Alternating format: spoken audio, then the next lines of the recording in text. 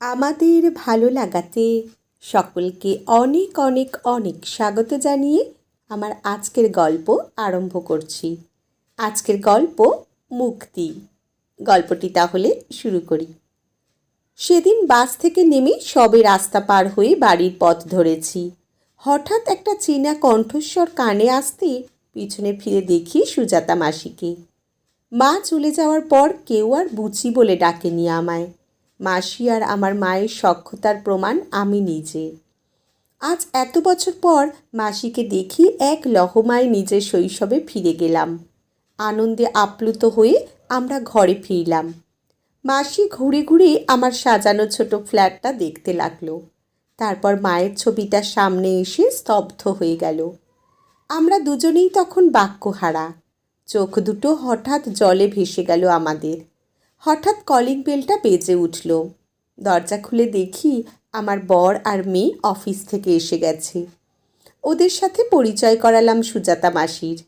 যদিও আমার কর্তামশাইয়ের সাথে মাসি পূর্ব পরিচিত, আমার মেয়ে আমার মুখে ওনার কথা এত শুনেছে যে দিদুনকে চিনতে ওর এতটুকু অসুবিধা হলো না। পরিচয় পর্ব সান্ধ্যকালীন জলযোগ সেরে আমরা বসলাম আড্ডায়। মাসিকে এতদিন পর পেয়ে এত সহজে তো ছাড়ছি না আমরা। আজ সুজাতা মাসির কথা বলবো বলে কলম ধরলাম। আমার নিজের কোনো মাসি নেই। সুজাতা মাসি আমাদের প্রতিবেশী হওয়ার সুবাদে আমার মায়ের খুব কাছের মানুষ ছিল। একমাত্র মেয়ে আর স্বামী নিয়ে সুখের সংসার ছিল তার। অর্থনৈতিক সচ্ছলতাও ছিল। মেসোমশাইয়ের বন্ধু বান্ধবরা ছিলেন একটু বেশি বিত্তশালী, একটু বাবুয়ানা গোছের। ধীরে ধীরে বন্ধুমহল বড় হতে লাগলো। মদ্যপানের মাত্রাও বাড়তে শুরু করলো।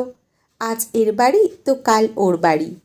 মাসি আর তার মেয়ে এই নেশার বলি হতে লাগলো। উন্মত্ত জোয়ারে গা ভাসিয়ে দিলেন মেসো।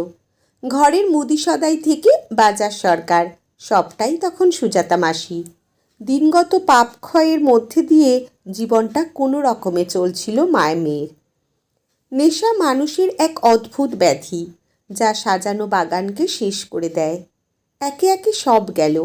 প্রথমে চাকরি, তারপর গয়না, মাথা গোজার শেষ সম্বলটুকু নিয়ে বেঁচে থাকার লড়াইটা আরও কঠিন হয়ে উঠছিল। এদিকে মাসির সুন্দরী মেয়ে তখন বিবাহযোগ্যা। অভাবের ঘরে সুন্দরী মেয়ে মায়ের রাতের ঘুম কেড়ে নিয়েছিল। মাসি চেয়েছিল মেয়েটা অন্তত বাঁচুক। এক মায়ের প্রার্থনায় সাড়া দিলেন স্বয়ং ঈশ্বর। দেবদূতের মতো কেউ এলো। মাসির মেয়ের বিয়ে ঠিক হলো। যে মেয়ের বিয়ে রাজকন্যার মতো হওয়ার কথা ছিল, হলো ভিখারিনীর মতো। মাসির ব্যবহার এত ভালো ছিল যে সকলেই সাহায্যের হাত বাড়ালো। সকলের সহযোগিতায় চার হাত এক হলো। সুমির জীবন আনন্দে ভরে উঠল। কিছুদিনের জন্য মেসোমশাই সুস্থ জীবনে ফিরে গেলেন। কিন্তু সর্বনাশা নেশা বাঁচতে কোথায় দিল? সুমি সবসময় মাকে ভালো রাখার চেষ্টা করেছে। নেশায় আসক্ত মানুষটা আস্তে আস্তে বিছানা নিল। জামাই ছেলের মতো পাশে দাঁড়িয়ে সবটা সামাল দিল। শেষ পর্যন্ত মৃত্যুর কাছে হার মানল মেসোমশাই। এদিকে মেয়ে জামাইয়ের বিদেশ থেকে ডাক আসলো। কর্মসূত্রে তারা হলেন প্রবাসী। মেয়ে জামাই অনেক করে মাসিকে নিয়ে যেতে চাইলেও সে রাজি হলো না। জামাই দূরে থেকেও শাশুড়ি মাকে ভোলেনি। সত্যি ঈশ্বর করুণাময়। সুজাতা মাসি স্বামী সুখ না পেলেও সন্তান সুখে সুখী ছিল। একদিন যে মেয়েকে মানুষ করে বিয়ে দিতে গিয়ে নেশাগ্রস্ত স্বামীর সাথে লড়েছে, হারিয়েছে তার স্ত্রী ধনটুকু। চরম লাঞ্ছনা, গঞ্জনা, অত্যাচার হারাতে পারেনি এক মাকে। তার সুমি আজ প্রতিষ্ঠিত। আমরা অনেক দিন আগেই ওপাড়া ছেড়ে দিয়েছিলাম, কিন্তু আমার মায়ের সাথে সম্পর্কটা রয়ে গিয়েছিল সুজাতা মাসির। আমার বিয়ের পরও মাসির সাথে যোগাযোগ ছিল। এরপর আমার মা চলে গেল। আমিও জীবনযুদ্ধে ব্যস্ত হয়ে পড়লাম। মাসি আমার এক পরিচিতার থেকে আমার ঠিকানা জোগাড় করছিল। অনেক রাত অবধি গল্প করে শুতে গেলাম, কিন্তু ঘুমটা এলো না। মা বলতো, সুখ বড় অমূল্য রতন রে বুচি, যে পায় সে পায়, আর যে পায় না সে সারা জীবন খুঁজেও তার হদিশ পায় না। মাসির কষ্ট, লড়াই সবটা শুনে মনে হচ্ছিল আমাদের দেশের কত মেয়ে এই নেশার বলি হচ্ছে। কেউ মেনে নেয়, কেউ আবার মেনে নেওয়ার অভিনয় করে কাটিয়ে দেয় গোটা জীবন। সকালে মাসি জানালো তার এখানে আসার কারণ। আসলে উনি এখান থেকে বহু দূরে চলে যাচ্ছে। বসতবাড়িটা এক বৃদ্ধাশ্রমকে দান করেছেন। যদিও সেখানে মাসির একটা ঘর রয়ে গেল, কিন্তু আর না। মেয়ে জামাইয়ের সম্মতি নিয়ে সব কাজ সেরে এবার একটা লম্বা ছুটিতে চলল সে। স্বামী চলে যাওয়ার পর দীক্ষা নিয়েছিল মাসি। এবার বাকি জীবনটা সে তার মতো করে কাটাতে চেয়েছিল। সুমি অনেক বুঝিয়েছে, কিন্তু আর কারোর শাসন বারণ সে মানবে না। মাসি চাইলে মেয়ে জামাইয়ের সাথে বিলাসবহুলভাবে বাকি জীবনটা কাটাতে পারত, কিন্তু অধরা সুখের আশায় আর না। এবার একটু শান্তি চায় মানুষটা। মাসি তার বুচিকে শেষবারের মতো দেখতে এসেছে। সুমির সাথে দেখা হলো না, তবে সুমি সামনের মাসে দেশে ফিরছে। ও এসে আগে মায়ের কাছে যাবে, হয়তো মাকে ফেরাবার চেষ্টা শেষ করবে। আমরা সাধ্যমতো চেষ্টা করলাম, কিন্তু উনি ওনার সিদ্ধান্তে অনড়।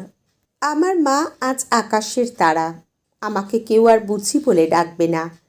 মাসিকে ট্রেনে তুলে দিয়ে এসে সুমির সাথে কথা হলো। ও দেশে ফেরার জন্য পা বাড়িয়ে অপেক্ষা করছে। আজ সুজাতা মাসির জন্য আরও একবার কলম ধরলাম। একটা মানুষকে ভালোবেসে তার ঘরণী হতে চেয়েছিল। তার সন্তানকে ভালো রাখার লড়াই করে গেছে মানুষটা। আর স্বামী নামক আসামিটি তার উপর বর্বরতা চালিয়েছে। কখনো জানতে চায়নি তার ঘরণী কী চায়। নিজে ঘুরে বেরিয়েছে বন্ধুদের সাথে, আর ছোট্ট সুমিকে ভুলিয়েছে নানা ছলনায়। অথচ মেসোমশাই চাইলে একটা সুখের জীবন হতে পারত ওদের। কিন্তু না, পরিবারের চেয়ে যখন নেশা, বন্ধুত্ব, চাকচিক্যের মিথ্যে পৃথিবীটা হাতছানি দেয়, তখন সে জানতেও পারে না কোন রসাতল তার অপেক্ষার প্রহর গুনছে। আমি চাই মাসি যা চায় তাই যেন পায়। যে শান্তির আশায় মানুষটা ঘর ছেড়েছে, সেই ঝুলি ভরে থাক ভালোবাসায়। আজও এমন অনেক সুজাতা মাসি আছে যাদের পাশে দাঁড়াবার মতো সুমি নেই। তারা লড়াই করছে আর নীরবে চোখের জল ফেলছে, কিন্তু মেয়েরা গর্জে উঠেছে, প্রতিবাদ করছে।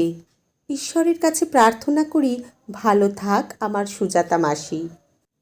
আর কোনো সংসার যেন নেশার বলি না হয়। নেশা মুক্ত হোক আমাদের সমাজ। আজকের গল্প এখানেই সমাপ্ত। কলমে অর্পিতা চক্রবর্তী, পাঠে জয়তী। ধন্যবাদ।